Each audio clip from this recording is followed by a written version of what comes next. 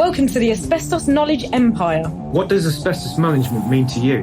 I used to really struggle with the asbestos management at my site, but now it's a breeze. It used to be really expensive. I was paying loads, but now I've got my asbestos power team in place. It's so much easier. Asbestos can be a pain in the arse if not handled right. We had to stop the job because asbestos was discovered. Now we don't have that problem. Asbestos management is easier than you think. Asbestos management. Be proactive, not reactive.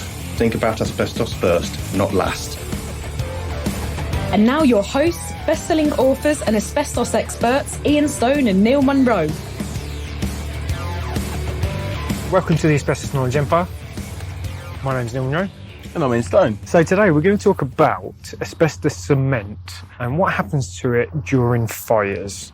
And the reason we're going to talk about this today is because we recently completed some emergency works for one of our clients who'd had quite a serious fire with regards to one of their buildings completely caught on fire and pretty much burnt down to the ground, but it had an asbestos cement roof.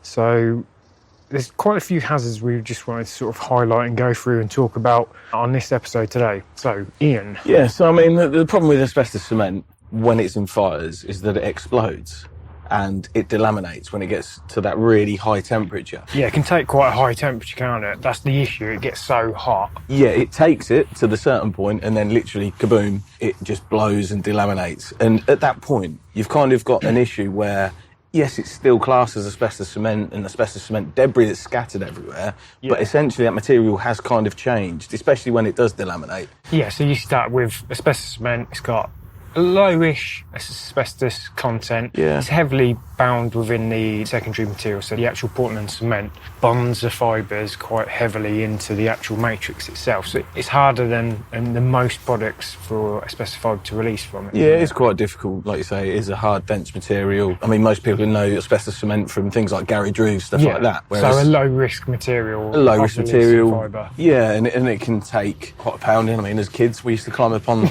garage roofs to go and get our footballs back. And I know we're only kids, but you used to climb up there and just walk across them. And so they take a bit of weight as well, yeah. Yeah, definitely. So yeah, when we're talking about the fires and it exploding, it's completely changing the matrix itself, isn't it? It changes it massively, because what I mean by delamination, it's kind of like where you get a napkin and you can literally keep peeling layers off, or layers of toilet paper where you can literally, it's made of loads. That's essentially what happens to the asbestos cement. It turns it from that single solid piece of material and it just delaminates and it just keeps pulling off. Fragmentating across areas, isn't it? Wherever, and that's the problem. So it goes to really thin, small pieces which get carried, one, by the fire, the explosion, a big raging fire, the explosion, the smoke plume that goes from it, and then you're into the wind and the atmosphere. Yeah. So it could get carried up whatever distance and then carried whatever distance the wind is taking. I mean, it's not uncommon for asbestos cement in fires to travel over a mile. Yeah. In this particular case, it was actually an aerodrome, and the building fire was contained within that building, luckily. So it was a standalone building.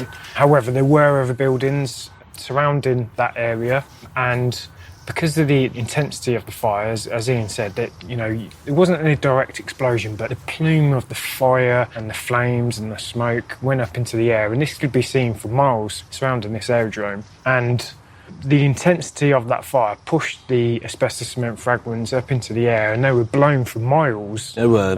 In the location that the wind was blowing. And that does really cause a significant risk to anyone around that area. Now, this asbestos cement literally went everywhere. It was on the roofs of the surrounding buildings, in the gutters, not alone, just on the floor, on cars.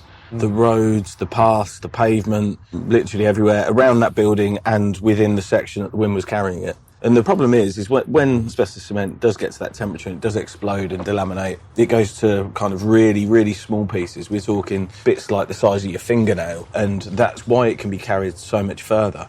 Yeah, so we're essentially talking about near enough 100% asbestos debris. When it gets to that sort of size, most of the actual Portland cement has been blown off. So you're looking at raw bits of asbestos fibre. So how do we actually deal with that scenario? Well, I mean, an asbestos cleanup of that operation is just massively labour intensive. The only way to clear big swaths of land is to essentially litter pick it. Yeah. And to carry it out, you need to do it in a formulated plan. You're going to need to take several runs at that area to ensure that you are getting all of the debris up. This is an interesting one. Like, I suppose every job has to be risk assessed. Exactly. To see what we're actually dealing with. Because of the denomination of that material, it could be classed as licensed works, although it's a non-licensed material. Because of the significant debris and denomination, there may be in areas where you've got significant debris that it could exceed a control limit. Yeah. Cleaning up some of that material, and depending on where it is, if it's gone into the buildings, etc. So there is a risk there that these works could then become licensed, and you'd need a licensed contract to undertake that. Like you say, I mean, it's all risk assessment based, and that's what needs to be accounted for, especially with a project like that. I mean, I've been on several where roof fires, roof explosions, things like that, and essentially they're all different because the fire is different in each building. Yeah. Each property is different. The surrounding locations are different. Yeah. So it is risk by risk basis. But the general cleanup would be, like I say, guys in PPE, RPE, cleaning and litter picking the area. Now, there may be areas where they can't be litter picked properly because the contamination is that deep and that heavy. The only way to actually remove the asbestos cement debris in its entirety would be to start taking away topsoil. Yeah, especially if it's been sort of adverse weather and you've had, significant rainfall. Yeah, exactly, because that will affect it, because then it will get mixed in with the substrate, the soil. And sometimes it's really important to sort of isolate those areas, because what you definitely don't want is vehicle movement over these, and, definitely not anyone walking over these areas. Definitely not. So say we went to a client's property, what would you say is the first thing that we would do and we would kind of advise, and what way would we go with it? Well, in this particular scenario, the most important thing is to obviously isolate the areas and examine exactly how far this contamination has spread and debris has spread, and evaluate what and how far we need to go with that, basically. Kind of a bit of a survey, isn't it, to identify the full extent? Yeah, because, having an idea of speaking to people that were present during the fire, if it has been put out, because getting an indication on the wind travel, that's really important to evaluate exactly where or likely these asbestos cement fragments have been blown to. Yeah, to get a good sort of overview, examination of those areas to see how far the cleanup needs to go.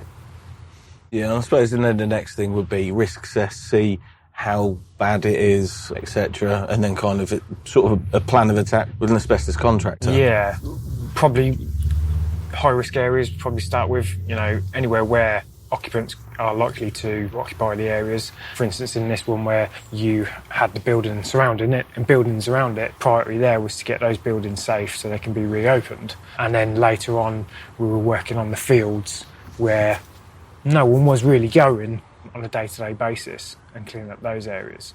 So it's prioritising risk to health. Yeah. I mean, one other thing as well, if a client rang us and said, my building's on fire, I've called 999, and the guys were on their way, we'd also advise them to give the emergency services a copy of. There's emergency service in the background now. we're in Neil's garden today because it's rather a hot day. Yeah. It's rather nice, so we thought we'd take the podcast outside. Yeah, so emergency services, we would say, well, inform the emergency services that you know that there's an asbestos cement roof there, and give them a copy of that. So again, when they're entering the building and doing what they need to do, they've got everything fully risk assessed and in place for their plan of attack for putting the fire out and what they need to do. Yeah, generally the fire brigade now, their sort of policy on tackling fires is they try not to enter buildings now. No, more control burns. Yeah, control it from the outside, and that's exactly what they did for this. It's basically let the building burn.